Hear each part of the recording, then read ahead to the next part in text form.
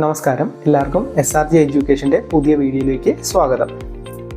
Kerala PSC പരീക്ഷയിൽ എല്ലാ വർഷവും ഏതെങ്കിലും രീതിയിൽ ആവർത്തിച്ച് ചോദിക്കുന്ന ഒരു ടോപ്പിക്ക് പറയാൻ പറഞ്ഞാൽ മടിക്കാതെ പറയാം, അത് കേരള നവോത്ഥാനമാണ്. പക്ഷേ ഒരു കാര്യം പറയട്ടെ, പലരും ഈ ടോപ്പിക്ക് പഠിക്കുമ്പോൾ വ്യക്തികളുടെ പേരും സംഘടനകളുടെ പേരും വർഷങ്ങളും മാത്രം കാണാതെ പഠിക്കുന്നു. അതുകൊണ്ടാണ് പരീക്ഷയിൽ ചെറിയൊരു ടെസ്റ്റ് വന്നാൽ പോലും ഉത്തരം തെറ്റുന്നത്. ഇന്ന് ആ പ്രശ്നം നമുക്ക് അവസാനിപ്പിക്കാം. ഈ ക്ലാസ് കഴിഞ്ഞാൽ കേരള നവോത്ഥാനം നിങ്ങൾക്ക് ഒരു കഥ പോലെ മനസ്സിലാകും. അവസാനം ഞാൻ ചോദിക്കുന്ന 5 PSC നിലവാരത്തിലുള്ള ചോദ്യങ്ങൾക്ക് ഉത്തരം പറയാൻ കഴിയുന്നുണ്ടോ എന്ന് സ്വയം പരിശോധിക്കുകയും വേണം. തുടങ്ങാം. കേരള നവോത്ഥാനം എന്നത് എന്താണ്? വളരെ ലളിതമായി പറഞ്ഞാൽ, കേരള സമൂഹത്തിലെ അനാചാരങ്ങളിൽ നിന്നും അന്ധവിശ്വാസങ്ങളിൽ നിന്നും ജാതി വ്യവസ്ഥയുടെ ചങ്ങലകളിൽ നിന്നും മോചിപ്പിച്ച് വിദ്യാഭ്യാസത്തിലേക്കും സമത്വത്തിലേക്കും പുരോഗതിയിലേക്കും നയിച്ച സാമൂഹിക മാറ്റങ്ങളുടെ കാലഘട്ടമാണ് കേരള നവോത്ഥാനം. ഇത് ഒരു ദിവസം കൊണ്ടോ ഒരു വർഷം കൊണ്ടോ ഉണ്ടായ മാറ്റമല്ല. നിരവധി സാമൂഹ്യ പരിഷ്കർത്താക്കളുടെ പ്രവർത്തനങ്ങളുടെയും സംഘടനകളുടെയും പ്രസ്ഥാനങ്ങളുടെയും ഫലമായാണ് ഈ മാറ്റം ഉണ്ടായത്. ഇവിടെയാണ് PSC ഒരു ചോദ്യം ചോദിക്കുന്നത്: കേരള നവോത്ഥാനം എന്നത് വെറും സാമൂഹ്യ പരിഷ്കരണ പ്രസ്ഥാനമാണോ, അതോ വിദ്യാഭ്യാസം, സ്ത്രീ ശാക്തീകരണം, ക്ഷേത്രപ്രവേശനം, ജാതി വ്യവസ്ഥയ്ക്കെതിരായ പോരാട്ടം എന്നിവയും ഉൾപ്പെടുന്നതാണോ? ശരിയായ ഉത്തരം രണ്ടാമത്തേതാണ്. അതായത് സമൂഹത്തിൻ്റെ എല്ലാ മേഖലകളിലും മാറ്റം കൊണ്ടുവന്ന പ്രസ്ഥാനങ്ങളാണ് കേരള നവോത്ഥാനത്തിൻ്റെ ഭാഗം. ഇപ്പോൾ നമുക്ക് കേരളത്തിലെ സാമൂഹ്യ സാഹചര്യം മനസ്സിലാക്കാം. അന്നത്തെ കേരളത്തിൽ കർശനമായ ജാതി വ്യവസ്ഥ നിലനിന്നിരുന്നു. തൊട്ടുകൂടായ്മ, തീണ്ടിക്കൂടായ്മ, വഴി നടക്കാൻ പോലും അവകാശമില്ലാത്ത അവസ്ഥ, ക്ഷേത്രങ്ങളിൽ പ്രവേശിക്കാൻ വിലക്ക്, വിദ്യാഭ്യാസം നിഷേധിക്കൽ, സ്ത്രീകൾക്ക് നിരവധി സാമൂഹിക നിയന്ത്രണങ്ങൾ, ഇതൊക്കെയായിരുന്നു അന്നത്തെ സമൂഹത്തിൻ്റെ യാഥാർത്ഥ്യം. ഈ പശ്ചാത്തലം മനസ്സിലാക്കിയാൽ മാത്രമേ നമുക്ക് കേരള നവോത്ഥാനത്തിൻ്റെ പ്രാധാന്യം മനസ്സിലാകത്തുള്ളൂ. ഇതുവരെ പറഞ്ഞത് ഒന്ന് റിവൈസ് ചെയ്യാം. ആദ്യം അനാചാരങ്ങളുണ്ടായിരുന്നു. അതിനെതിരെയാണ് സാമൂഹ്യ പരിഷ്കർത്താക്കൾ രംഗത്തെത്തിയത്. അതിനെയാണ് നാം കേരള നവോത്ഥാനം എന്ന് വിളിക്കുന്നത്. ഇതുവരെ ക്ലിയർ അല്ലേ? ഇനി ഏറ്റവും പ്രധാനപ്പെട്ട വ്യക്തികളിലേക്ക് വരാം. ആദ്യം ഓർമ്മിക്കേണ്ടത് ശ്രീനാരായണ ഗുരു. PSCയിലെ എക്കാലത്തെയും പ്രിയപ്പെട്ട വ്യക്തികളിൽ ഒരാളാണ് ശ്രീനാരായണ ഗുരു.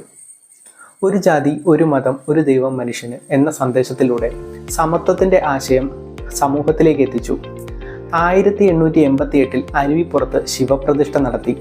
ഈ വർഷം മറക്കരുത്, 1888, കാരണം വർഷം ചോദിക്കാൻ സാധ്യതയുണ്ട്. 1903 SNDP യോഗം രൂപീകരിക്കപ്പെട്ടു. ഡോക്ടർ പൽപ്പു, കുമാരനാശാൻ എന്നിവർ ഇതുമായി ബന്ധപ്പെട്ട വ്യക്തികളാണ്.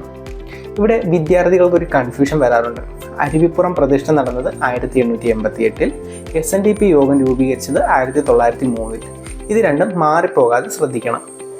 PSC ഇങ്ങനെ ചോദിച്ചാൽ നിങ്ങൾക്ക് പറയാൻ പറ്റുമോ, SNDP യോഗത്തിൻ്റെ സ്ഥാപക നേതാക്കളിൽ ഉൾപ്പെടാത്തത് ആര്, അല്ലെങ്കിൽ അരുവിപ്പുറം പ്രതിഷ്ഠ നടത്തിയ സാമൂഹിക പരിഷ്കർത്താവ് ആര്? ഇത്തരം ചോദ്യങ്ങൾ വളരെ സാധാരണമാണ്. അടുത്തതായി അയ്യങ്കാളിയെ പഠിക്കാം. കേരളത്തിലെ പട്ടികജാതി വിഭാഗങ്ങളുടെ വിദ്യാഭ്യാസത്തിനും സാമൂഹിക അവകാശങ്ങൾക്കും വേണ്ടി ശക്തമായി പോരാടിയ നേതാവാണ് അയ്യങ്കാളി. 1907 സാധുജന പരിപാലന സംഘം സ്ഥാപിച്ചു. വില്ലുവണ്ടി സമരം അദ്ദേഹത്തിൻ്റെ ധീരമായ സമരങ്ങളിൽ ഒന്നാണ്. കർഷക തൊഴിലാളികളുടെ അവകാശങ്ങൾക്കും വിദ്യാഭ്യാസത്തിനും വേണ്ടി അദ്ദേഹം നടത്തിയ പോരാട്ടങ്ങൾ കേരളത്തിൻ്റെ ചരിത്രത്തിൽ നിർണായകമാണ്. ഇവിടെയാണ് പലരും തെറ്റിക്കുന്നത്. അയ്യങ്കാളിയുമായി ബന്ധപ്പെട്ട സംഘടന സാധുജന പരിപാലന സംഘം, SNDP അല്ല. ഈ വ്യത്യാസം വ്യക്തമായിട്ട് ഓർക്കണം. ഇനി നമുക്ക് ചട്ടമ്പി സ്വാമിയിലേക്ക് വരാം. സാമൂഹിക സമത്വത്തിനും യുക്തിചിന്തയ്ക്കും പ്രാധാന്യം നൽകിയ മഹാനാണ്. വേദാധികാര നിരൂപണം പോലെയുള്ള കൃതികളിലൂടെ ബ്രാഹ്മണ മേൽക്കോയ്മയെ അദ്ദേഹം വിമർശിച്ചു. PSCയിൽ അദ്ദേഹത്തിൻ്റെ കൃതികളെയും ആശയങ്ങളെയും അടിസ്ഥാനമാക്കി ചോദ്യങ്ങൾ വരാറുണ്ട്. അടുത്തതായി ബ്രഹ്മാനന്ദ ശിവയോഗിയെ മറക്കാൻ പാടില്ല. ആനന്ദ മഹാസഭ സ്ഥാപിച്ചു. യുക്തിചിന്തയും അന്ധവിശ്വാസ വിരുദ്ധ നിലപാടുകളും പ്രചരിപ്പിച്ചു. ഇപ്പോൾ PSC സംഘടനയും സ്ഥാപകരും മാച്ച് ചെയ്യാൻ ചോദിക്കും. അതുകൊണ്ട് വ്യക്തി, സംഘടന ഇവ തമ്മിലുള്ള ബന്ധം കൃത്യമായി പഠിച്ചിരിക്കണം. ഇനി നമുക്ക് വാഗ്ഭടാനന്ദനെ നോക്കാം. ആത്മവിദ്യാസംഘം സ്ഥാപിച്ചു. സാമൂഹിക ബോധവൽക്കരണത്തിനും ശാസ്ത്രീയ ചിന്തയ്ക്കും പ്രാധാന്യം നൽകി. ഈ പേരും സംഘടനയും പല പരീക്ഷകളിലും ആവർത്തിച്ചിട്ടുണ്ട്. ഇനി സ്ത്രീ നവോത്ഥാനത്തെക്കുറിച്ച് പറയാം. കേരളത്തിലെ സ്ത്രീകളുടെ വിദ്യാഭ്യാസം, സാമൂഹിക സ്വാതന്ത്ര്യം, അവകാശങ്ങൾ എന്നിവയ്ക്കായി നിരവധി പ്രവർത്തനങ്ങൾ നടന്നു. അന്നത്തെ സമൂഹത്തിൽ സ്ത്രീകൾ നേരിട്ടിരുന്ന അനീതികളെ ചോദ്യം ചെയ്ത പ്രസ്ഥാനങ്ങൾ കേരള നവോത്ഥാനത്തിന്റെ പ്രധാന ഘടകമാണ്. ഇനി PSCയിൽ സ്ത്രീ നവോത്ഥാനവുമായി ബന്ധപ്പെട്ട വ്യക്തികളെയും സംഘടനകളെയും ചേർത്ത് ചോദിക്കാൻ സാധ്യതയുണ്ട്. ഇനി നമുക്ക് സമരങ്ങളിലേക്ക് വരാം. വൈക്കം സത്യാഗ്രഹം വളരെ പ്രധാനമാണ്. 1924-25 കാലഘട്ടത്തിലാണ് ഇത് നടന്നത്. ക്ഷേത്രത്തിന് ചുറ്റുമുള്ള പൊതുവഴികളിൽ താഴ്ന്ന ജാതിക്കാർക്ക് സഞ്ചരിക്കാനുള്ള അവകാശത്തിനായി നടത്തിയ സമരമാണിത്. മഹാത്മാഗാന്ധി വൈക്കം സന്ദർശിക്കുകയും ഈ സമരത്തിന് പിന്തുണ നൽകുകയും ചെയ്തിട്ടുണ്ട്. അതിനുശേഷം നമുക്ക് ഗുരുവായൂർ സത്യാഗ്രഹമാണ്. ക്ഷേത്രപ്രവേശനവുമായി ബന്ധപ്പെട്ട മറ്റൊരു പ്രധാന സമരമാണിത്. ഇവിടെ PSC പലപ്പോഴും വൈക്കം സത്യാഗ്രഹവും ഗുരുവായൂർ സത്യാഗ്രഹവും തമ്മിൽ താരതമ്യം ചെയ്ത് ചോദിക്കും. അതുകൊണ്ട് രണ്ടും ഒരുപോലെ പഠിക്കണം. കേരള നവോത്ഥാനത്തിലെ ഏറ്റവും ചരിത്രപ്രധാനമായ സംഭവങ്ങളിലൊന്നാണ് 1936 ക്ഷേത്രപ്രവേശന വിളംബരം.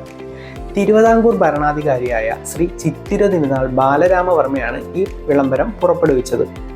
ഈ വർഷം മനസ്സിൽ പതിപ്പിച്ചോളൂ. 1936. PSCയിൽ വർഷം, ഭരണാധികാരി, വിളംബരത്തിന്റെ പ്രാധാന്യം എന്നീ ചോദ്യങ്ങൾ ഉറപ്പായും പ്രതീക്ഷിക്കാം. ഇതുവരെ പഠിച്ചത് നമുക്കൊന്ന് വീണ്ടും റിവൈസ് ചെയ്യാം. ശ്രീനാരായണ ഗുരു എന്നാൽ അരുവിപ്പുറം പ്രതിഷ്ഠയും SNDP യോഗവും. അയ്യങ്കാളി എന്നാൽ സാധുജന പരിപാലന സംഘവും വിദ്യാഭ്യാസത്തിനായുള്ള പോരാട്ടവും, വിദ്യാഭ്യാസ അവകാശത്തിനായിട്ടുള്ള പോരാട്ടവും. ഇനി ചട്ടമ്പി സ്വാമി എന്നാൽ യുക്തിചിന്തയും വേദാധികാര നിരൂപണവും. ബ്രഹ്മാനന്ദ ശിവയോഗി എന്നാൽ ആനന്ദ മഹാസഭ. വാഗ്ഭടാനന്ദൻ എന്നാൽ ആത്മവിദ്യാസംഘം. വൈക്കം സത്യാഗ്രഹം, ഗുരുവായൂർ സത്യാഗ്രഹം, ക്ഷേത്രപ്രവേശന വിളംബരം എന്നിവ നവോത്ഥാനത്തിന്റെ സുപ്രധാന സംഭവങ്ങളുമാണ്. ഇനി PSCയുടെ പഴയ ട്രെൻഡ് നോക്കിയാൽ നേരിട്ട് വ്യക്തികളെ ചോദിക്കുന്നതിനേക്കാൾ വ്യക്തി, സംഘടന, വർഷം, സംഭവം, മുദ്രാവാക്യം, നേതാവ്, സമരം, ലക്ഷ്യം എന്നീ രീതിയിലുള്ള ചോദ്യങ്ങളാണ് കൂടുതലായും വരുന്നത്. അതുകൊണ്ട് വെറും പേരുകൾ മാത്രം പഠിക്കാതെ തമ്മിലുള്ള ബന്ധവും മനസ്സിലാക്കണം. ഇനി അവസാനമായിട്ടൊരു ക്വിക്ക് റിവിഷൻ ചെയ്യാം. കേരള നവോത്ഥാനം എന്നത് സാമൂഹിക സമത്വത്തിനും വിദ്യാഭ്യാസത്തിനും മനുഷ്യാവകാശങ്ങൾക്കും വേണ്ടി നടന്ന സാമൂഹിക പരിഷ്കരണ പ്രസ്ഥാനങ്ങളുടെ സമാഹാരമാണ്. ശ്രീനാരായണ ഗുരു സമത്വത്തിന്റെ സന്ദേശം നൽകി അരുവിപ്പുറം പ്രതിഷ്ഠ നടത്തി. SNDP യോഗത്തിന് നേതൃത്വം നൽകി. അയ്യങ്കാളി പട്ടികജാതിക്കാരുടെ വിദ്യാഭ്യാസത്തിനും അവകാശങ്ങൾക്കും വേണ്ടി പോരാടി സാധുജന പരിപാലന സംഘം സ്ഥാപിച്ചു. ചട്ടമ്പി സ്വാമികൾ യുക്തിചിന്ത പ്രചരിപ്പിച്ചു. ബ്രഹ്മാനന്ദ ശിവയോഗി ആനന്ദ മഹാസഭ സ്ഥാപിച്ചു. വാഗ്ഭടാനന്ദൻ ആത്മവിദ്യാസംഘം സ്ഥാപിച്ചു.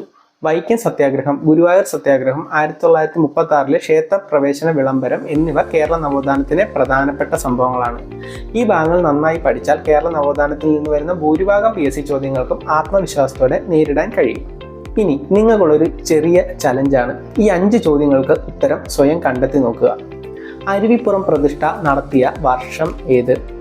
സാധുജന പരിപാലന സംഘം സ്ഥാപിച്ചത് ആര്? ക്ഷേത്രപ്രവേശന വിളംബരം പുറപ്പെടുവിച്ച തിരുവിതാംകൂർ ഭരണാധികാരി ആര്? ആത്മവിദ്യാസംഘം സ്ഥാപിച്ചത് ആര്? വൈക്കം സത്യാഗ്രഹത്തിന്റെ പ്രധാന ലക്ഷ്യം എന്തായിരുന്നു? ഈ ചോദ്യങ്ങൾക്ക് നിങ്ങൾ ഉത്തരം കണ്ടെത്താൻ കഴിയുന്നുണ്ടെന്നുണ്ടെങ്കിൽ നിങ്ങൾ ഈ വീഡിയോ കണ്ടതുകൊണ്ട് നിങ്ങൾക്ക് എന്തെങ്കിലും ഒരു ഉപകാരം ഉണ്ടായി എന്ന് കരുതാം. ഇനി നിങ്ങൾക്ക് പറ്റിയില്ല, ഈ ചോദ്യങ്ങൾക്ക് ഏതെങ്കിലും ഒരെണ്ണത്തിന് ഉത്തരം കണ്ടിട്ടില്ലെന്നുണ്ടെങ്കിൽ വീണ്ടും റിവൈസ് പോവുക. ഈ ചോദ്യങ്ങളെല്ലാം നമ്മൾ ഈ ചെയ്ത വീഡിയോയ്ക്കകത്ത് തന്നെ ഉള്ളതാണ്. ഇത് കേരള നവോത്ഥാനത്തിൻ്റെ വെറും ഒരു സ്റ്റാർട്ടിംഗ് ക്ലാസ് മാത്രമാണ്. നമ്മൾ ഈ പറഞ്ഞ ഓരോ വ്യക്തികളെക്കുറിച്ചും ഓരോ പ്രസ്ഥാനങ്ങളെക്കുറിച്ചും ഓരോ സമരങ്ങളെക്കുറിച്ചും നമ്മൾ ഡീറ്റെയിൽ ആയിട്ടുള്ള ക്ലാസ്സുകൾ സെപ്പറേറ്റ് ചെയ്യുന്നുണ്ട്.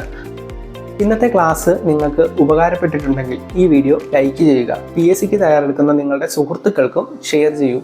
ഇനിയും ഇത്തരത്തിൽ പരീക്ഷയ്ക്ക് ഉപകാരപ്പെടുന്ന ക്ലാസ്സുകൾ ലഭിക്കാൻ ഈ ചാനൽ സബ്സ്ക്രൈബ് ചെയ്യാനും ബെൽ ഐക്കൺ പ്രസ് ചെയ്യാനും മറക്കരുത്. അടുത്ത ക്ലാസ്സിൽ നമുക്ക് മറ്റൊരു പ്രധാന PSC ടോപ്പിക്കുമായി നമുക്ക് വീണ്ടും കാണാം. അതുവരേക്കും സൈൻ ഓഫ്.